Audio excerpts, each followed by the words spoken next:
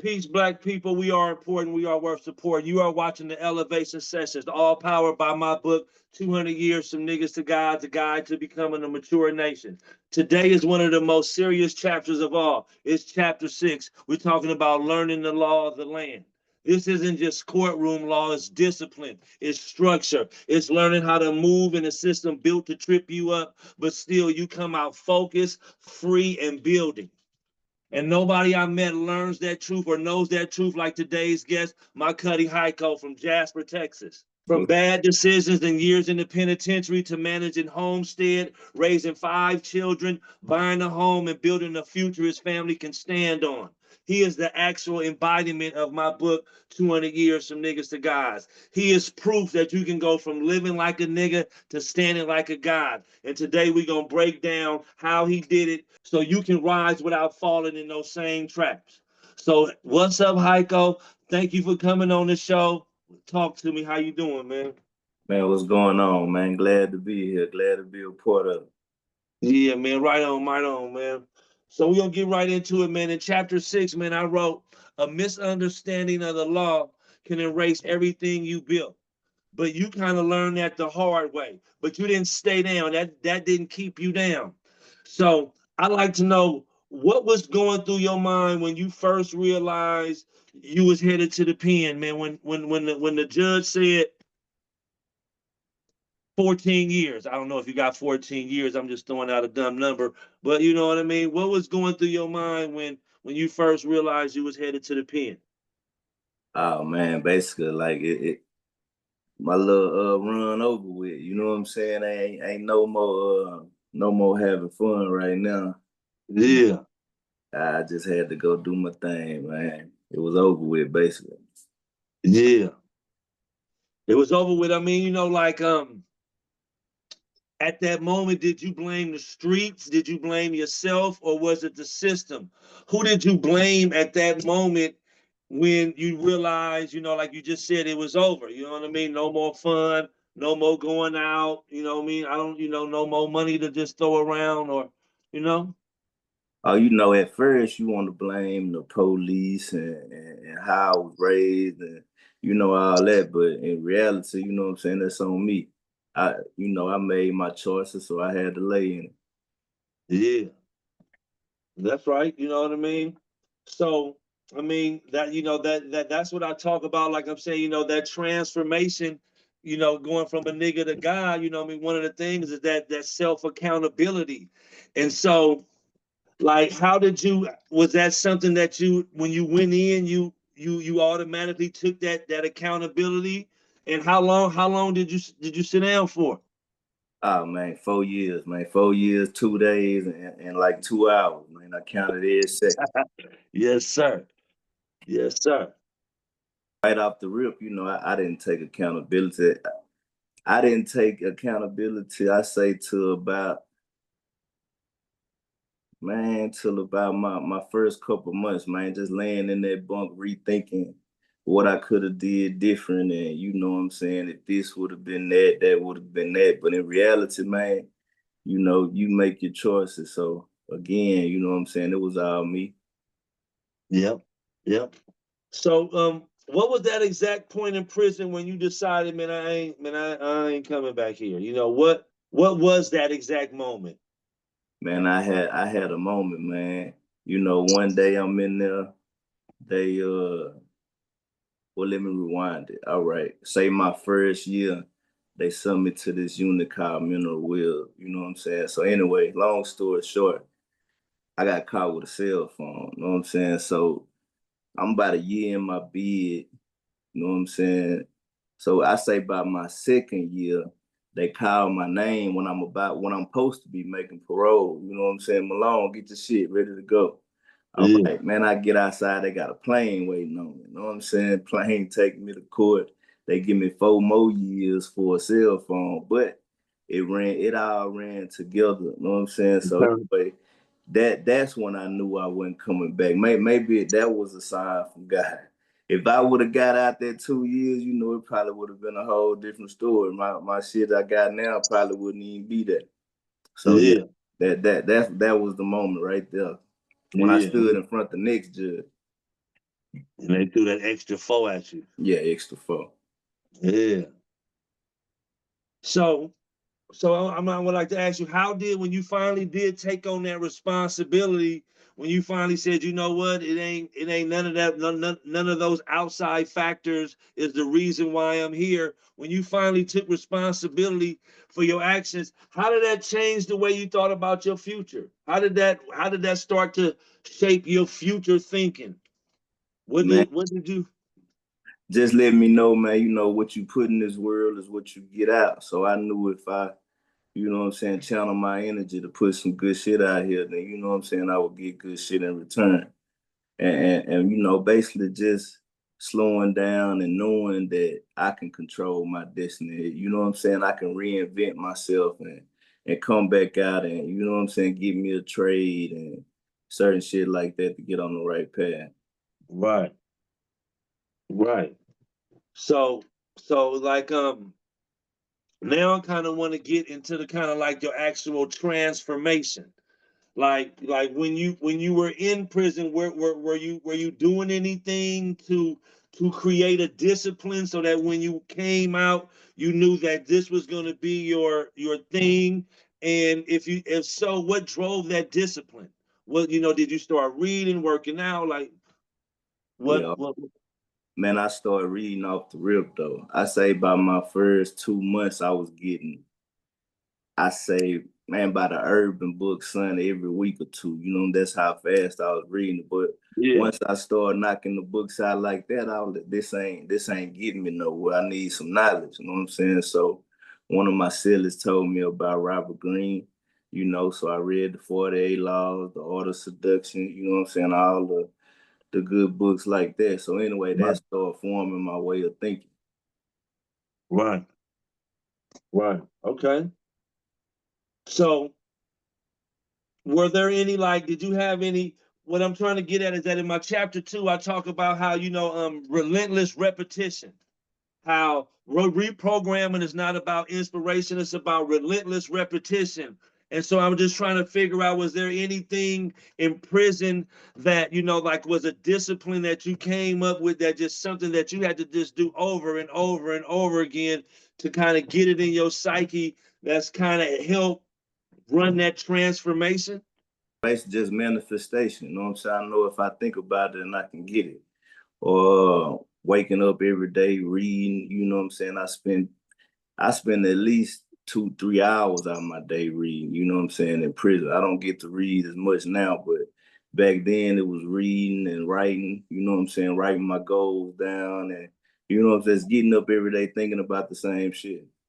Right. Right. So I guess that's maybe answers my next question, because I was not. So how did you keep your mind focused on your future, even though you knew tomorrow you was gonna wake up in the cell? Like, how do you still, even though you in prison, how do you keep your mind focused on the future so that you when you get out, it's almost like you 2 steps already in the game. Man, to tell the truth, I had already replayed what I was gonna do in my mind over and over and over for years. So, you Yeah. know what What was I'm saying? that? Can we ask what was that? Oh, you know, getting out, getting the trade, which is welding. You know, I knew it could be CDL or welding that was gonna give me the quickest money like I was used to. Yeah. So out of What's the the two, CDL? That's the truck driving? yeah, CDL is truck driving. Man, I got some family in truck driving. They do real good. Yeah. Yeah, but you know that wasn't for me. I chose the welding. Yeah. Why welding? You know what I mean? Like, you know what I mean? I mean that's kind of like you say, you talk about a trade, because in the book 200 years from niggas to God, I talk about how you have to master a trade. And so, also say that if you don't master a skill, you will always work for somebody who do. So why welding? And what was the moment you decided that was the way, that was it? Like, why welding and why? Oh man, Or what was the moment that pushed you? Sorry about that. all right, no problem. Now, when I was in there, you know, I knew I had to get a trade. So welding or CDL was on my mind. But just so happened, my first couple of days out, I ran into one of my family members and he was welding. You know what I'm saying? He had the blueprint basically. Showed me Yeah. showed me what he was making, you know what I'm saying? Showed me you can get this, and that from welding. So, you know, it really wasn't too hard after that shit. I followed his blueprint. Yeah. You know, is it hard? Is it hard to get into welding? Man, I would push a lot of young brothers to get in it because if just focus, pay attention. You know what I'm saying? Especially if you're good with your hands. Yeah. So like how is your journey in welding now? Like, I mean, we talked about, I mentioned how you are a manager at Homestead, and how did you get to that? How did you get to that manager? You know what I mean? I mean, how long have you been out now? Because I mean, I want to say that seems to be kind of quick to get to manager. I want to maybe what? How long you been out now? I've been out now for 10 years, but I've been in management since 2020. So it's 5 years. It took me 5 years to get the manager. Yeah, I mean, like, how do you do that, and how you know how did that happen? Oh man, all right. When I first came home, I ended up getting a job, not welding, you know what I'm saying, for like basically like a welder's helper. So Mm-hmm. I went to welding school, I being a welder's helper, and I got another job welding, you know what I'm saying? So anyway, after welding and learning the ropes at my job, they ended up giving me the supervisor job. So I say about 6 months into that, they end up giving me the manager position I'm in now. Can I ask you a question? Was there any disciplines from prison, like I say, that over and over that helped you get, like, go from that worker to that supervisor? Yeah, you know, just the way you think, you know what I'm saying? A lot of shit I was figuring out problems that the regular person wouldn't even think to figure out. You know what I'm saying? I was doing my job, doing the person next to me job, the person above me job, you know what I'm saying? But I'm knowing that if somebody of importance see me doing all this, then that could get me in a better position. Yeah. So yeah, you know, so then so you went from supervisor to manager. How did that come about? Oh man, that was really a crazy play, man. You know, all right, as a supervisor, you have a manager. So anyway, he was getting ready to leave to start a gun shop. You know what I'm saying? So he like, Hieko, would you be interested in management? I'm like, yeah, but you know what I'm saying? Basically, like, why me?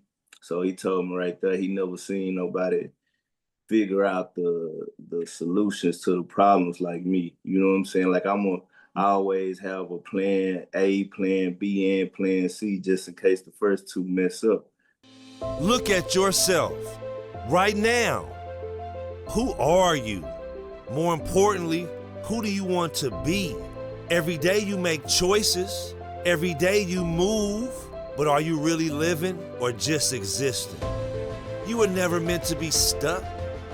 You were never meant to just survive.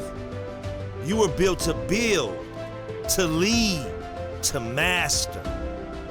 Enough. The difference between staying the same and leveling up is one decision. One moment when you say, no more. I refuse to stay here. 200 years from niggas to gods. The transformation starts now.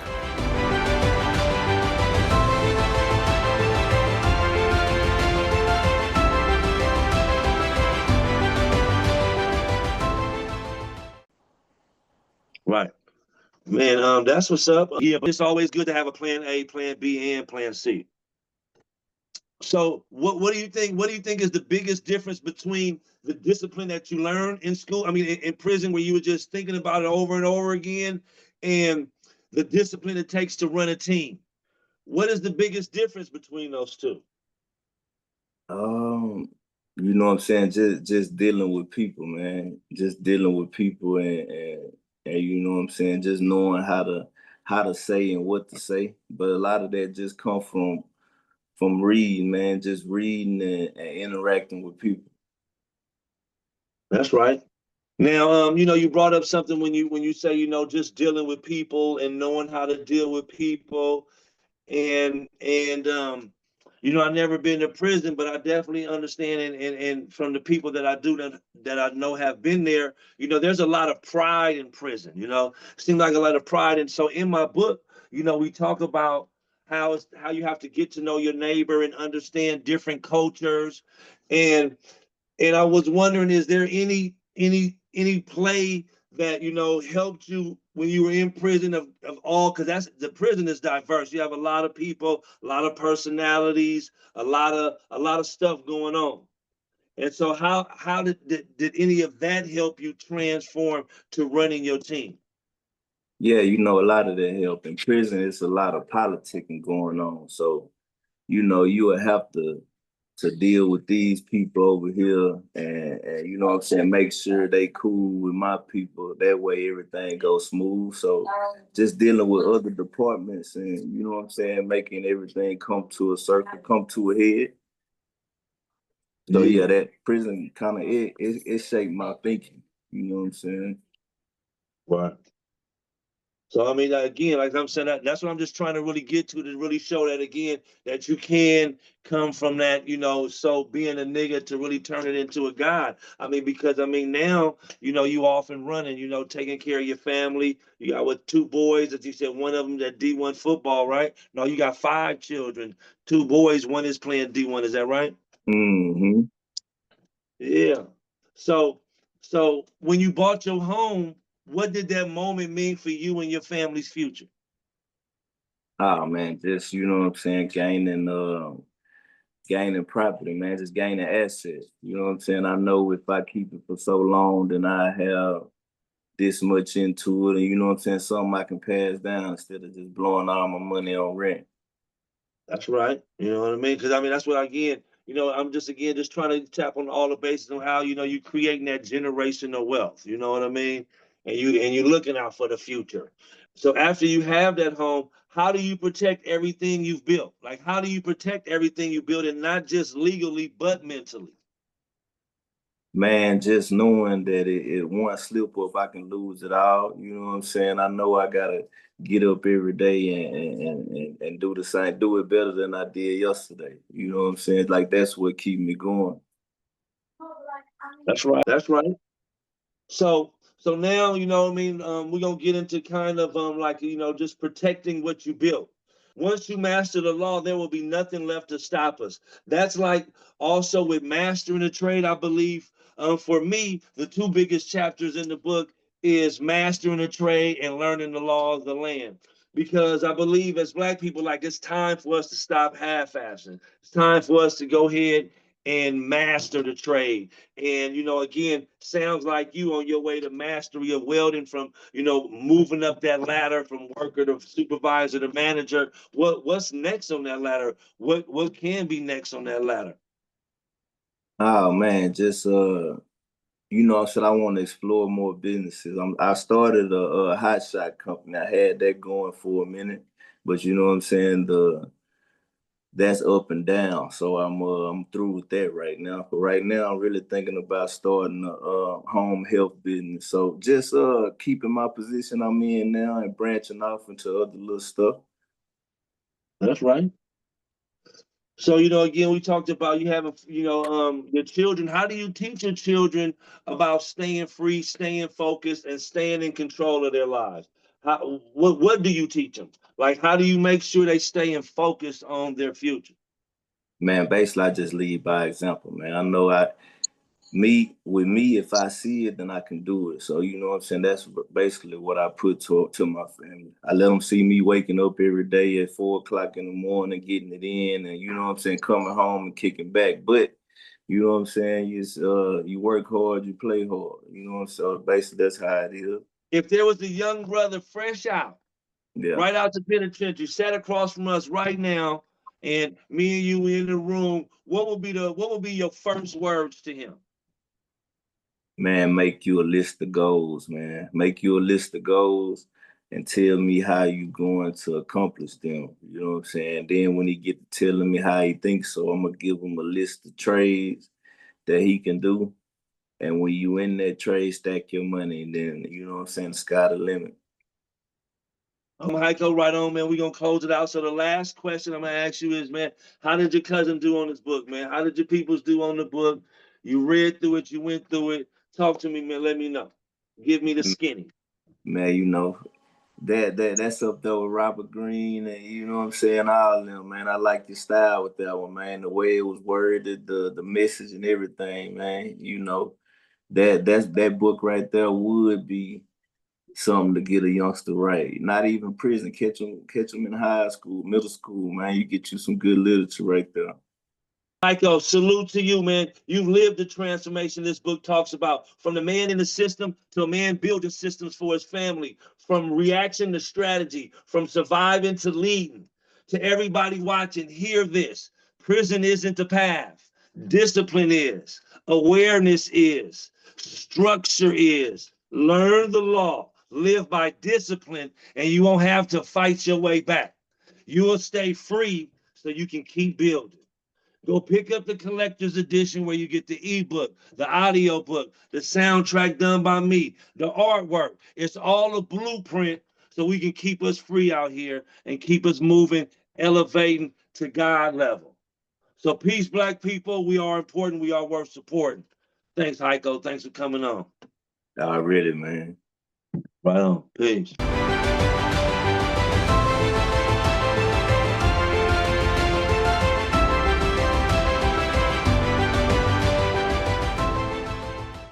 Nigga, we ain't gotta be nice. Nigga, we ain't gotta sell drugs. Nigga, we really rock right, nigga. Nigga, we truly godlike, nigga. Nigga, we been building space stations. Nigga, we are the United Nations. Nigga, the globe is too small, nigga. Niggas will always run y'all, nigga. Nigga, we are worth support.